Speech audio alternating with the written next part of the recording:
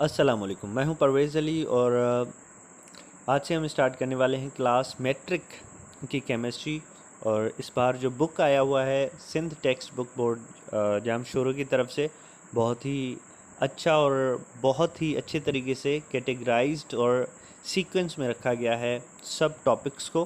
पहले जो बुक था वो थोड़ा बहुत मिक्स्ड था, तो पढ़ाने में भी थोड़ी सी मुश्किल होती थी और स्टूडेंट्स को समझने में भी काफ़ी मुश्किल पेश आती थी।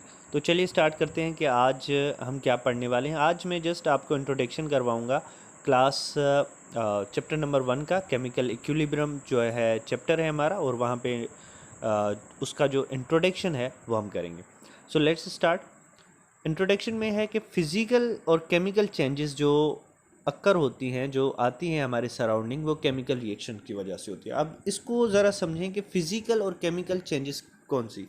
फॉर एग्ज़ाम्पल पानी जो है वो एवापोरेट हो गया, पानी एवापोरेट हो गया और उसके बाद बादल बन गए। बादल बनने के बाद बारिश हुई। बारिश होने के बाद जो है वो क्या हुआ कि पहाड़ पर जहाँ पे बारिश थी वहाँ पे टेम्परेचर बहुत जो है वो कम था उस एरिया में। तो क्या हुआ कि वहाँ पर बर्फ़बारी हो गई या बर्फ़ पड़ गई।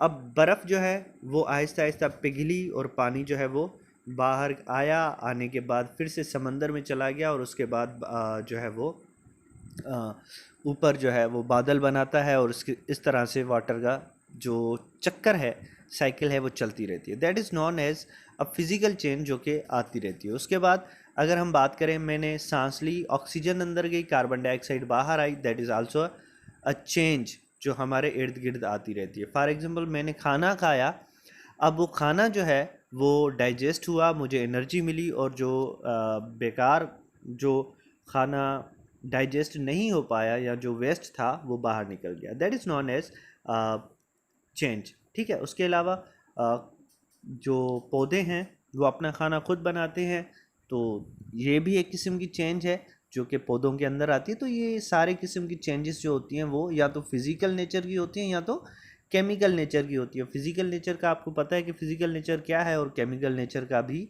आपको पता है कि केमिकल नेचर क्या है, पिछले क्लासेस में हम पढ़ के आए हैं। लेकिन फिर भी मैं आपको एक एग्जांपल दे दूं कि अगर आइस को आप टेम्परेचर दो और वो पानी में कन्वर्ट हो जाए, that is known as physical change. लेकिन अगर आपके पास कोई वुड है, उसको आपने आग लगा दी, तो that is known as chemical change. ठीक है।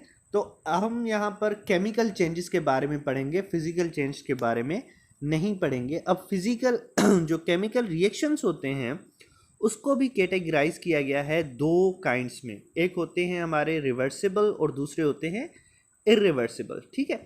तो यहाँ पर हम रिवर्सिबल और रिवर्सिबल रिएक्शंस के बारे में पढ़ेंगे। जिस तरह से मैंने कहा कि भाई कंबशन, किसी चीज़ को आपने आग लगा दी। अब जब आग लगा दी तो क्या वो वापस अपनी असली हालत में आएगी? नहीं आएगी। ठीक है। तो इसको हम बेसिकली क्या कहेंगे, that is known as irreversible reaction. क्यों इरिवर्सिबल रिएक्शन है? इसको हम इरिवर्सिबल रिएक्शन करेंगे कंबशन को।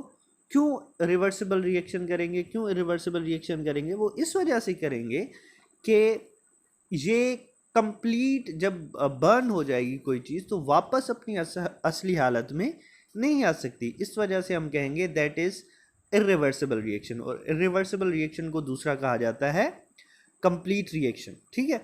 उसके बाद रस्टिंग है। रस्टिंग जिस तरह से यहाँ पर आपको एग्जांपल में दिखाया गया है, ये आयरन है। ठीक है। आयरन को आपने किसी जगह पे रखा, वहाँ पे पानी भी था और उसके अलावा ऑक्सीजन ने उस पर रिएक्शन किया। अब क्या बन गया? आयरन ऑक्साइड बन गया। ठीक है।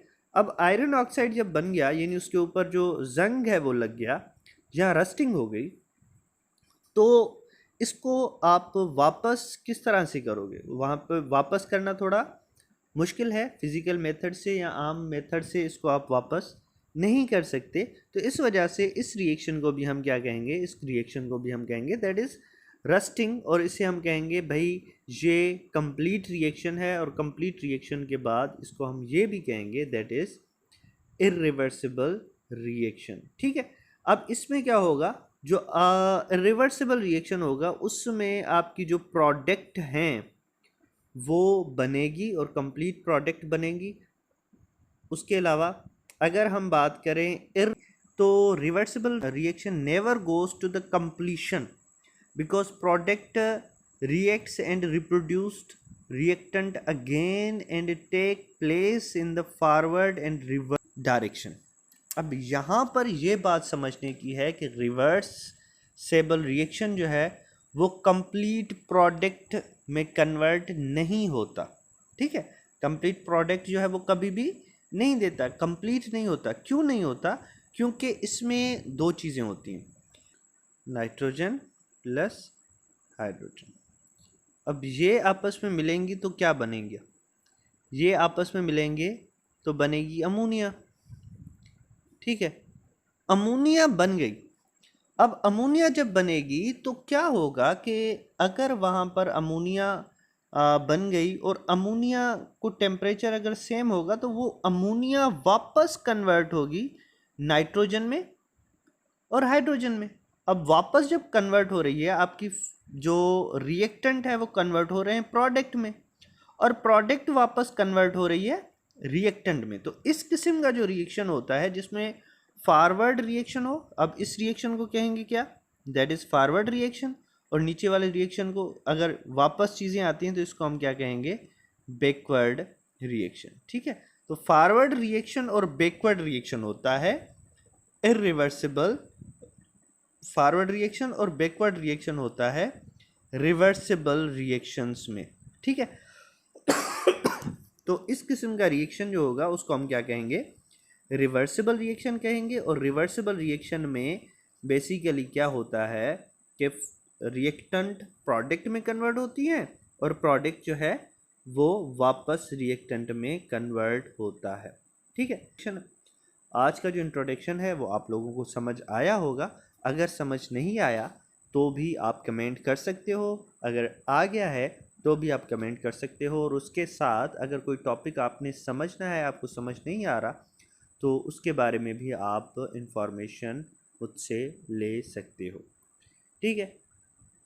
लाइक एंड सब्सक्राइब के लिए मैं नहीं कहूँगा क्योंकि आप लोग करोगे, क्योंकि इंट्रोडक्टरी क्लास है और उसके बाद आगे भी जो है वो बहुत सारा हमने पढ़ना है। Thank you very much.